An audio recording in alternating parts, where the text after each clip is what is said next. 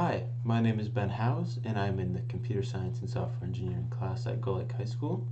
And today I'm going to be giving a little bit of an update on my Python Essentials certification that I'm getting.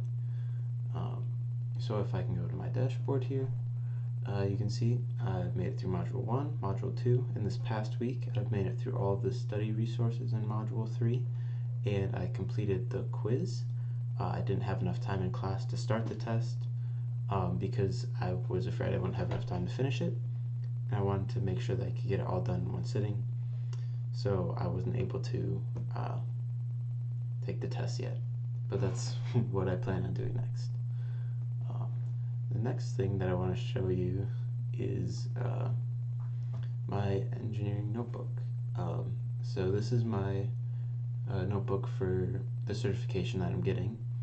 Module 1, Module 2. I'm working on Module 3 right now, and pretty much what I've gotten through this week is some stuff on lists, method, which is similar to a function, a bubble sort, which is just a way of sorting lists, slices, which is another thing with lists, then list comprehension and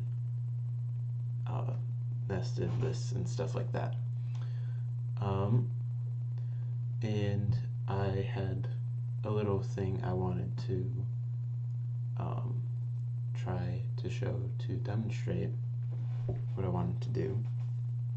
I thought I'm pretty sure this is an example from the curriculum that I was using, but it was a cool little example of what I've been learning recently. So if I do this here real quick, let's see if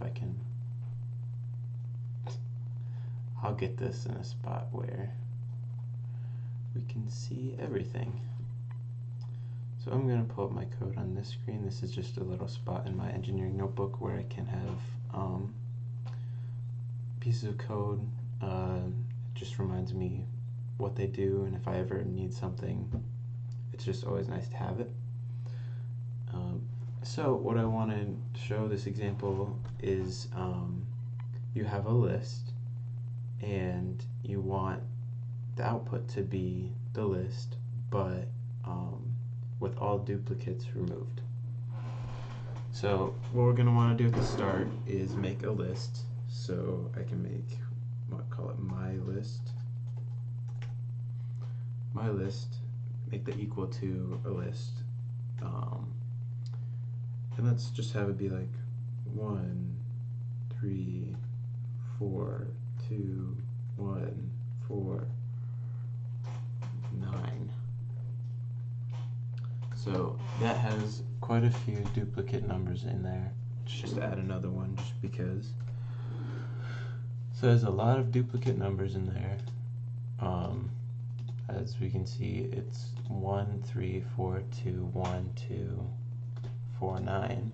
So it should output 1, 3, 4, 2, and skip 1, 2, and 4, and then print 9 as well.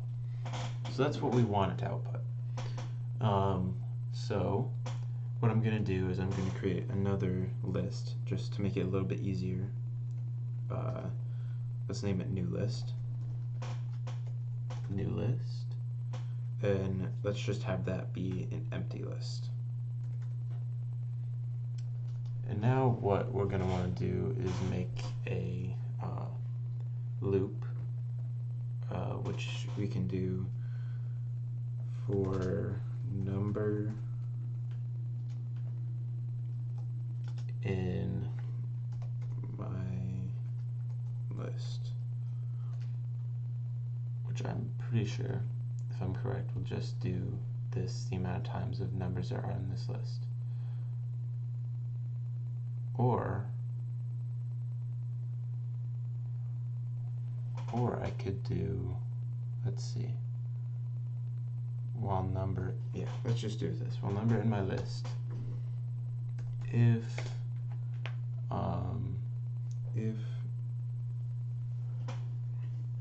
number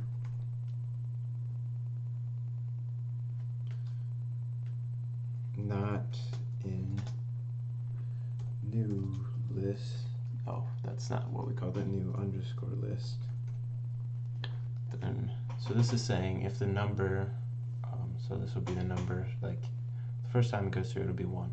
If the number is not in new list, which obviously 1 is not, we want to do this command which I learned. This, well, I guess it's called, oh, what is it called? Let's check. This is why it's nice to have this method that I learned about. It's this one right here, which is append. So if I'll type in new list dot append, and then we put parentheses right here, and we can add number. We can add that number into this new list, and that will put that at the end of the list. So then it'll go to the second number. If the second number is not in the list, it'll add that number to the end of the list, and then it should get to about right here where it says, oh, that number's not in the list, so it won't add it to the list. And then it'll go through the loop again, again, and again. So by the end of this, we should be able to do, let's see, I didn't mean to do that.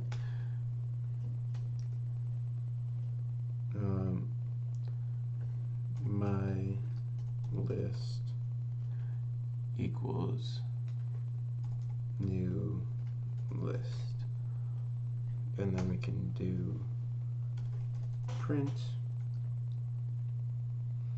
my list.